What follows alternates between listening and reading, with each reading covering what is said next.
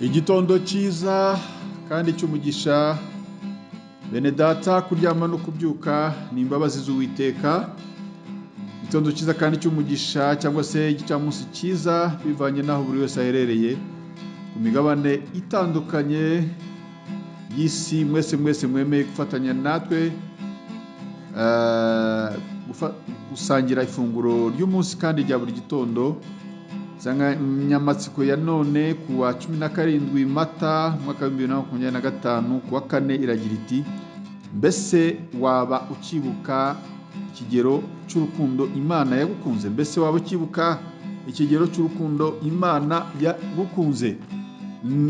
Niturangiza dore ko dusoma ijambo ry'Imana, turirimbane indirimbo ya mbere mu gakiza igira iti: urukundo ruhebuje.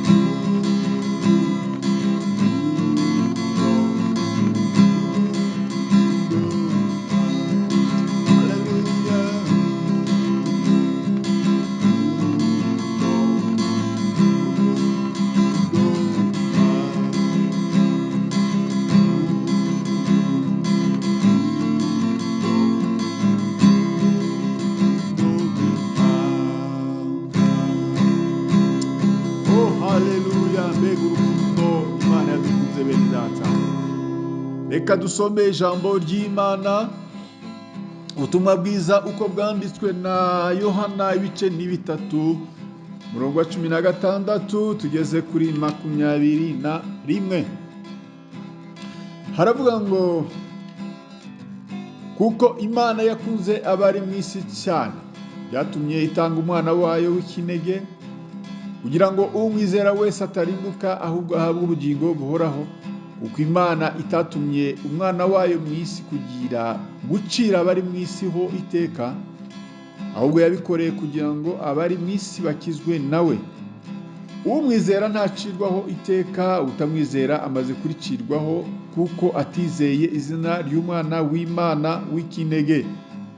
Uko gucirwaho iteka nuko umucyo waje mu isi, abantu bagakunda umwijima kuwurutisha umucyo, babitewe nuko ibyo bakora ari bibi. Kuko umuntu wese ukora ibibi yanga umucyo, kandi ntaza mu mucyo ngo ibyo akora bitamenyekana. Ariko ukora iby'ukuri niwe uza mu mucyo, ngo ibyo akora bigaragare ko byakorewe mu Mana. Hano birumvikana hano impamvu abantu benshi banga kuza kuri Yesu, ni ukugira ngo ibyabo bitamenyekana, bakomeze gukorera mu isi y'umwijima, bakomeze gukorera mu bwiru ibyabo kugira ngo bitamenyekana. Ariko burya ngo byose ibikorerwa mu mwijima hari igihe bizatwikururirwa bikajya ahabona. Iyo uganiye n'abantu benshi, iki cyanditswe hafi ya bose bagifashe mu mutwe, bitewe nuko bamwe bigeze kunyura mu nzu y'Imana, bitewe nuko n'abandi bacyumva, nuko iki gice akenshi cyigishwa mu mashuri yo ku cyumweru y'incuke, ayo bita Sunday School. Abana bagakura baragifashe mu mutwe, ariko ntibagishyire mu bikorwa. Mu bigisha inyigisho z'umubatizo n'abandi batandukanye, uzasanga iki gice cyangwa se uyu murongo warafashwe mu mutwe rwose gusa mu magambo, ariko mu bikorwa ugasanga bihabanye n'ibikubiye mu bivugwa muri iki gice cy'ubutumwa bwiza bwa Yohana ibice 3, umurongo wa 16 tugeze kuri 21. Aho Yohana yavuze ko bitewe n'ukuntu Imana yari ifite umugambi wo gucungura abari mu isi, nubwo bari barayigometseho bagakora ibyangwa n'amaso y'Uwiteka, guhera kuri Adamu kugeza uyu munsi, ati urwo rukundo nirwo rwatumye Imana itanga umwana wayo w'ikinege umwe. Nibwira ko kubw'abantu ubwabo, sinzi niba nubwo yaba afite abana benshi, uwamusabamo n'umwe bitashoboka kugira ngo abashe kumutanga, abashe kuba yapfira abantu, hanyuma ngo yemere gutanga umwana we abashe kuba yagirirwa nabi. Ariko twebwe ibyo ntabwo Imana yigeze ibiha agaciro, ahubwo iyo icyo yahaye agaciro ni ukureba uko yacungura abari mu isi. Ikibabaje ni uko abantu bakomeza kwibera mu mwijima, kandi umucyo waraje. Umucyo waje mu isi, abantu bakomeza kwikundira kuba mu mwijima kuwurutisha umucyo, bitewe n'uko ibyo bakora ari bibi kandi badashaka ko bimenyekana.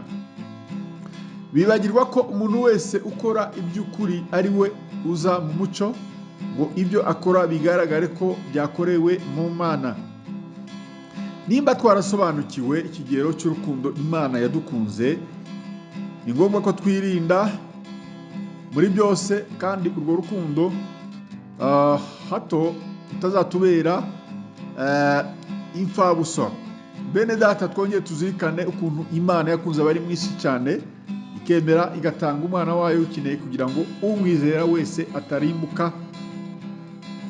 Reka ngusabe wowe utarizera Yesu Kristo nk'umwami n'umukiza, utazacirwaho iteka kubera ko utizeye Yesu Kristo nk'umwami n'umukiza, kuko niwe nzira n'ukuri n'ubugingo, ntawe ujya kwa data atamujyanye. Ijambo ry'Imana ridufashe kandi ritugire neza. Amen. Data, turagushimiye kubw'urukundo rwinshi wadukunze, twemera gutanga umwana wawe ukeneye kugira ngo umwizera wese atarimbuka. Sengeye n'uyu utaramwizera kugira ngo nawe ave muri uwo mwijima arimo aze mu mucyo, kugira ngo nawe azabashe kuba mu bwami bwawe. Urakoze urakarama, bana natwe muri byose, shimwe n'icyubahiro n'ibyawe none iteka ryose, mu izina ryawe ryera Yesu Kristo mbisenze. Amen. Mwari kumwe na none nk'uko bisanzwe na mwene so muri Yesu Kristo, Bishop Apollinaire Gakombe, mushumba mukuru w'itorero The Evangelical Covenant Church of Rwanda, CCR. Imana y'amahoro ikomeze kubana namwe mwese bene data, bifurije kugira umunsi mwiza n'akazi keza. Shalom shalom, ndabakunda.